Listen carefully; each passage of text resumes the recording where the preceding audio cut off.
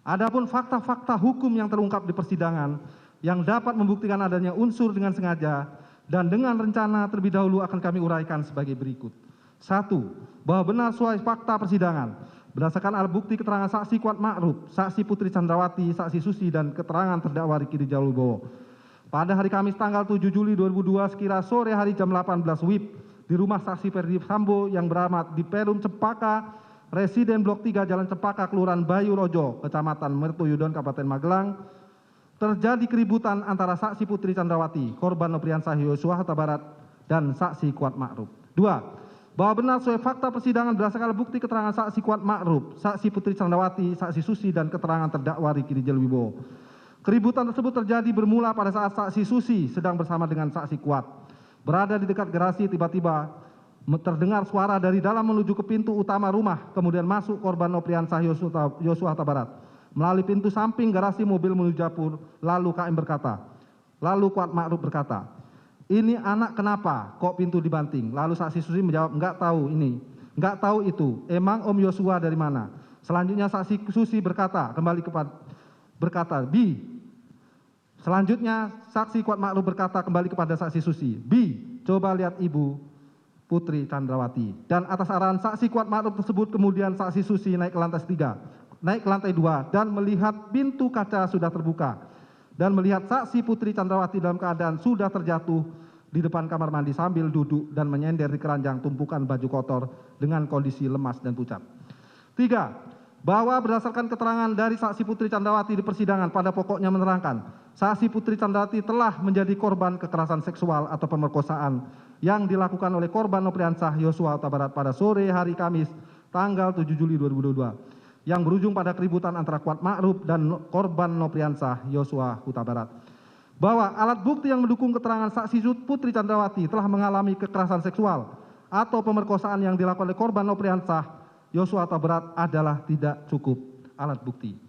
5. Bahwa benar di dalam persidangan justru terungkap fakta-fakta hukum yang bertolak belakang dengan keterangan saksi Putri Chandrawati yang menerangkan bahwa dirinya telah mengalami kekerasan seksual atau pemerkosaan yang dilakukan oleh korban Nopriansah Yosua Huta Barat. Sebagaimana keterangan saksi Susi, saksi Richard Eliezer Pudeng Lumiu, saksi Kuat Ma'ruf, dan terdakwa Ricky Rijal Wibowo yang tidak melihat dan tidak mengetahui kalau saksi Putri Chandrawati telah dilecehkan atau diperkosa oleh korban, serta tidak adanya dukungan alat bukti surat berupa visum. Bahwa berdasarkan fakta hukum tersebut justru menunjukkan keterangan saksi Putri Chandrawati yang merasa telah mengalami kekerasan seksual atau pemerkosaan yang dilakukan oleh korban Nopriansah Yosua Huta Barat adalah janggal dan tidak didukung alat bukti dengan alasan sebagai berikut. Bahwa berdasarkan keterangan saksi Susi, fakta yang ada di Menggalang, saksi Kuat Ma'ruf, saksi Susi yang ada pada saat kejadian dan melihat langsung saksi Putri jatuh di depan kamar mandi sambil duduk dan menyender di keranjang tumpukan baju kotor lemas pucat, justru menerangkan tidak mengetahui apakah saksi Putri Chandrawati ada dilecehkan oleh korban Nopriansah Yosua Huta Barat atau tidak. Bahwa keterangan saksi Kuat Ma'ruf dan saksi Susi tersebut juga diperkuat oleh keterangan saksi Richard Pudeng Lumiu dan keterangan terdakwa Ricky Rijal Wibowo yang juga menerangkan tidak mengetahui apakah saksi Putri ada dilecehkan oleh korban Nopriansah Yosua Huta Barat atau tidak. D. Keterangan saksi Vera Simanjuntak yang menerangkan bahwa saksi ada berkomunikasi dengan almarhum Nopriansah Yosua Huta Barat pada hari Kamis tanggal 7 Juli 2022 sekitar pukul 20 WIB, di mana pada awalnya saya mendapat panggilan WhatsApp tak terjawab sebanyak 1 kali, namun setelah almarhum menghubungi kembali yang kemudian saya angkat namun putus, kemungkinan jaringan kurang bagus. Lalu tiba-tiba saya buka handphone, tiba-tiba terdapat 4 kali tidak terjawab dari korban. Lalu sekitar pukul 20.30 WIB almarhum Nopriansah Yosua menghubungi atau menelpon saya kembali melalui telepon WhatsApp, di mana pada saat itu saya sedang dinas malam di puskesmas tempat saya bekerja. Lalu korban bertanya, "Adik lagi di mana?" Saya menjawab, "Lagi dinas malam Bang." "Kenapa Bang?" Kemudian korban mengatakan, "Kurang ajar. Dikarenakan situasi pada saat itu banyak teman kerja dan ramai. Kemudian saya mencari tempat yang sepi, lalu saya bertanya, 'Kenapa tadi Bang?' Korban menjawab, 'Kurang ajar orang ini.' Saya bertanya lagi, 'Kenapa?' Lalu korban menjawab, 'Ibu sakit, aku dituduh bikin ibu sakit.' Saya tanya lagi, 'Sakit apa?' Lalu dijawab, 'Enggak tahu saya.' Lalu saya bertanya kembali, 'Siapa yang menuduh?' Dijawab korban, adalah orang di sini. Saya bertanya lagi, 'Iya siapa?' Lalu korban mengatakan, 'Aku diancam.' Saya bertanya, 'Diancam kayak mana?' Lalu korban menjawab, 'Berani kau naik ke atas, kubunuh kau.' Saya balik nanya, 'Siapa yang mengancam?' Korban menjawab, 'Sekuat-sekuat di sini.' Dengan nada suara korban ketakutan dan suara bisik-bisik, selanjutnya saya menenangkan korban. Udah, jangan takut. Kalau abang nggak salah, memangnya abang ngapain? Ibu apa abang pukul? Ibu apa abang pukul? Lalu korban menjawab, ya enggak lah dek. Saya tanya lagi, ya udah kalau nggak salah jangan takut. Bilang kalau abang tuh nggak ngapa-ngapain ibu. Lalu korban hanya menjawab, ya udah nanti abang kabari lagi. Kemudian saya bertanya lagi, emang abang lagi di mana? Korban menjawab, abang lagi dinas di Magelang. D. BAP saksi Sugeng Putut tanggal 3 Agustus 2028 di bawah sumpah dibacakan di persidangan pada pokoknya menerangkan saksi beberapa kali diperingatkan oleh saksi Ferdisambo bahwa cerita di Magelang tersebut tidak ada. Itu hanya ilusi. E. Berdasarkan keterangan ahli Profesor Dr. Muhammad Mustafa untuk membuktikan ada tidaknya suatu perbuatan kekerasan seksual atau pemerkosaan harus ada bukti ilmiah, yaitu pemeriksaan forensik seperti jejak DNA. Jika tidak dilakukan maka susah melakukan pembuktian dan ahli forensik dapat digunakan namun harus dikuatkan oleh bukti lain dan tidak boleh hanya bertumpu pada itu saja. F. Bahwa berdasarkan pendapat ahli kriminologi dari Universitas Indonesia, Profesor Dr. Muhammad Mustafa menerangkan, 1. Orang jarang mau melakukan tindakan yang beresiko tinggi kecuali ia sanggup menerima resiko. 2. Bahwa ada relasi kuasa antara laki-laki yang melakukan kekerasan seksual kepada perempuan harus ada pertimbangan mengenai resiko yang terjadi serta keadaan psikologis kepada seorang calon pelaku. G.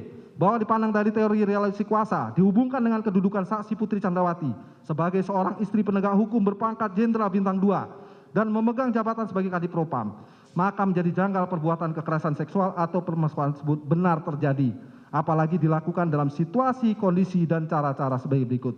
1. Ada fakta keadaan rumah yang tidak terlalu besar berada di pemukiman padat penduduk. 2. Ada fakta saat kejadian rumah tidak dalam keadaan sepi, namun ada ART dan para ajudan lainnya.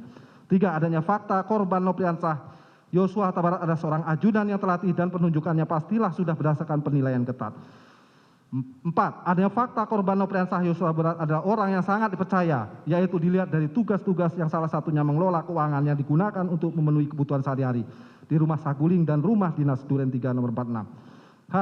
Berdasarkan teori relasi kuasa, perbuatan yang dituduhkan pada korban Nopriansah Yosua Huta Barat merupakan suatu perbuatan yang berisiko tinggi, sehingga menjadi janggal jika dilakukan dengan cara sebagaimana fakta yang terungkap di persidangan, seperti membuka dengan paksa pintu kaca sliding yang terkunci sehingga terdengar suara hentakan pintu yang berbunyi keras, dan perbuatan-perbuatan janggal lainnya seperti membanting-banting tubuh saksi Putri Candrawati ke lantai dan ke atas kasur.